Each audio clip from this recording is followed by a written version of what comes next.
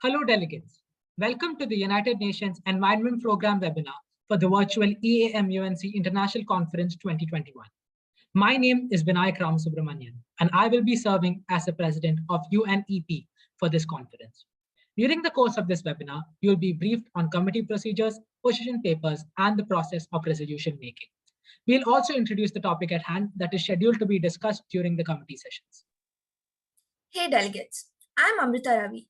I will be serving as the Vice President of UNEP for the second virtual EAMUNC Conference 2021. As Vice President of this committee, it is my honor to welcome you all to a memorable conference. I will be assisting the Bureau of the committee in ensuring that every procedure and agenda flows peacefully and that the delegates do not digress from the topic. Hey delegates, I'm Sneha Rejoice. I will be serving as the rapporteur of the UNEP for the virtual conference 2021. I hope you are able to have a memorable conference. I will be aiding in the digital flow of the committee and ensure a smooth flow of committee proceedings. Okay, delegates, let's talk about what you're supposed to do prior to the conference before going into committee specifics. That is, your research and position papers. The background guide is a good place to start your research.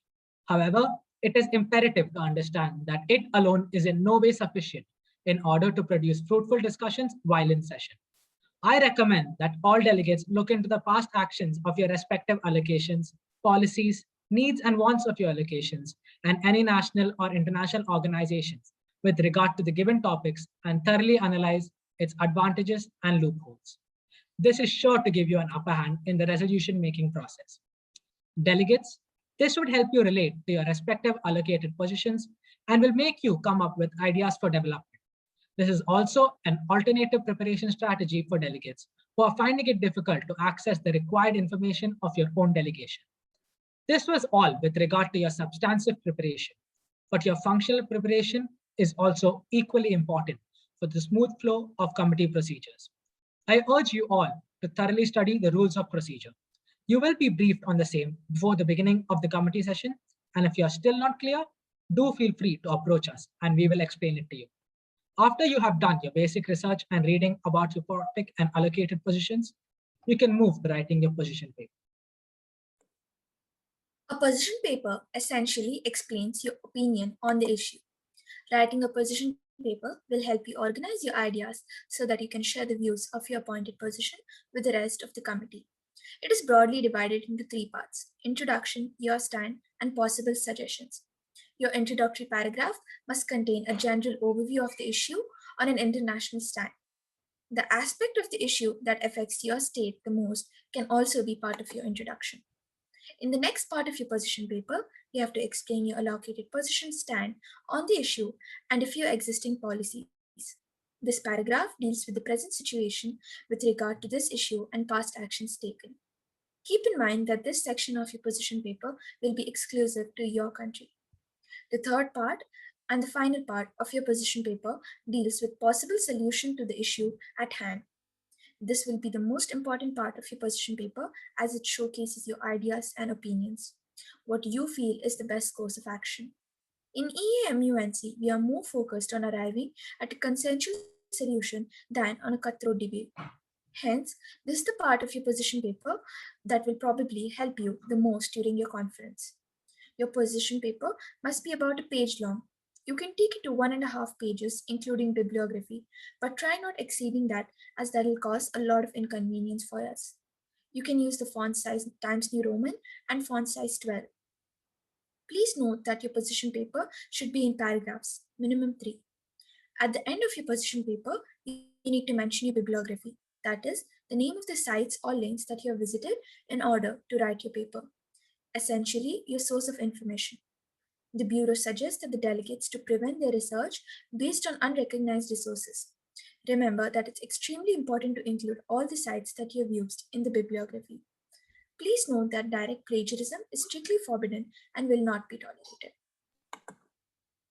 The United Nations Environment Program, UNEP, is the leading global environmental authority that sets the global environmental agenda, promotes the coherent implementation of the environmental dimension of sustainable development within the United Nations system, and serves as an authoritative advocate for the global environment. Their mission is to provide leadership and encourage partnership in caring for the environment by inspiring, informing, and enabling nations and people to improve their quality of life without compromising that of future generations. Their work is categorized into 7 broad thematic areas: climate change, disasters and conflicts, ecosystem management, environmental governance, chemicals and waste, resource efficiency, and environment under review. In all of their work, the overarching commitment to sustainability is maintained.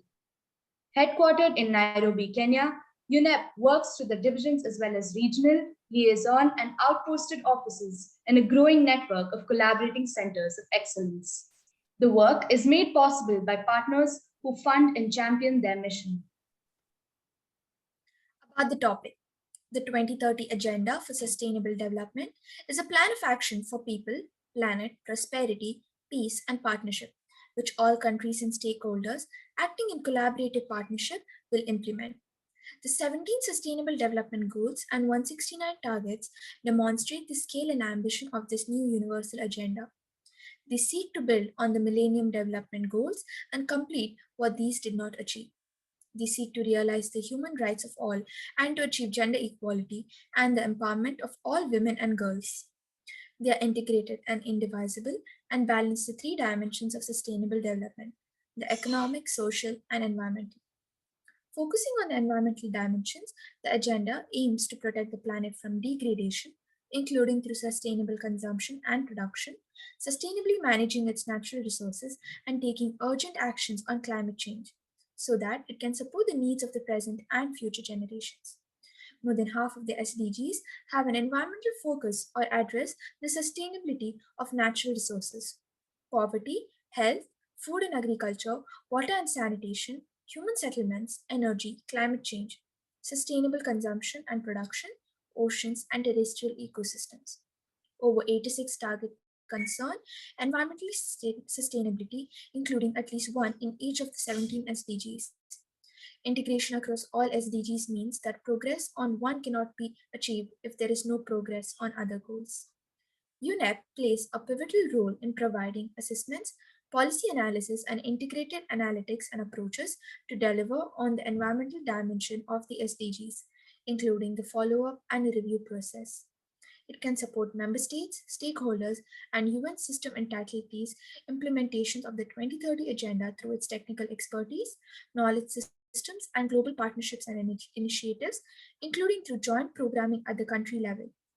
It has aligned its strategic planning to the 2030 Agenda and strengthened collaboration with the rest of the UN system through Inter-Ally, the UN system-wide frame network of strategies on the environment to ensure coherence, knowledge sharing, and capacity development, and in doing so, embedding global normative frameworks and addressing emerging environmental issues.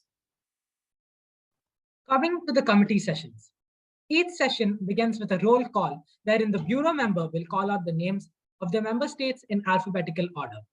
Delegates are expected to stay present when their country has been called out.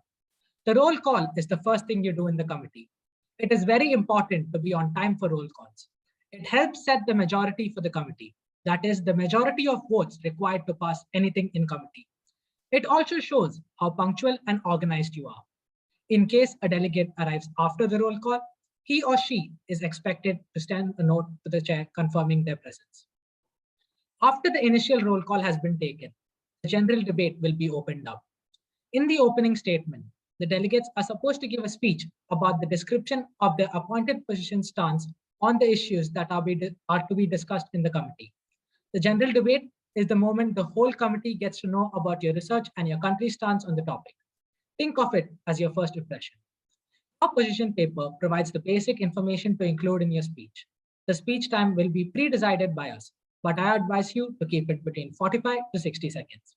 Should you exceed the time limit, you may have to cut short your speech so as to ensure that every speaker on the list gets a chance to voice their opinion. Make sure you take the chance. Use the raise hand feature and let us recognize you. This is your chance to speak, make your voice heard. This is the time for you to start making those speeches, defending your country, protecting your position's sovereignty, giving suggestions, showing the amount of research you've done. Try to stay attentive at all times during committee sessions. It'll be great to find out the different views and each country's stance on the topic. Facts gathered during the opening statement can be very helpful for your formal, informal, and informal resolution writing and lobbying. Each delegate would be getting a privilege of asking one question from any delegate during the opening statements. For this, I suggest you all to have a thorough research on your allocations, but not limited to it. Delegates, for this virtual conference, a certain code of conduct is expected to be followed by you. Your videos should be on and your mics should be muted unless you are called upon to speak. Please do not take part in any unparliamentary actions. As this is online, we cannot supervise with whom you talk to and how you talk. Do not disrespect your fellow delegates in the name of competition. Remember, we all are here to have fun and an educational experience. Finally, we encourage you to pursue these topics enthusiastically. Do your research wholeheartedly. We're looking forward to hearing your new and creative ideas. Do not hesitate to give your opinion on anything being discussed. Be confident and be ready to be actively engaged in the committee discussions. Be patient with your research and take time to prepare your position papers.